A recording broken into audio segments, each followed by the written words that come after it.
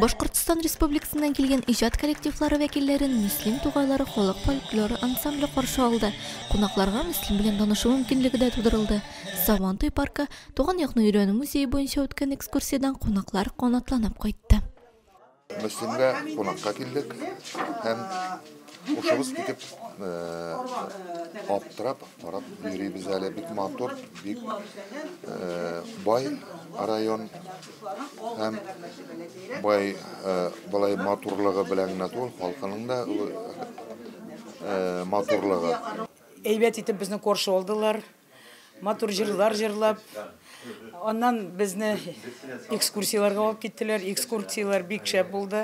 Мәчетне дә карадык, Сабантуй урыннарын да карадык. Шул кадәр барлык җирләр матур иттереп оештырылган. Чисталык, пөхтәлек күренеп тора, бик тырыш халык яши Мөслим авылында.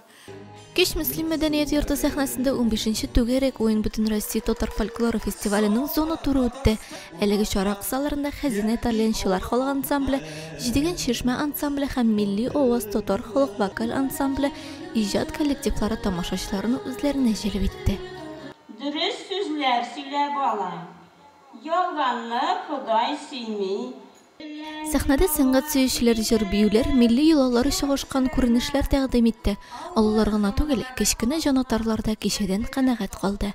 Рамилә Сәләмова, Динар Нурдинов, Мөслим телевидениесе.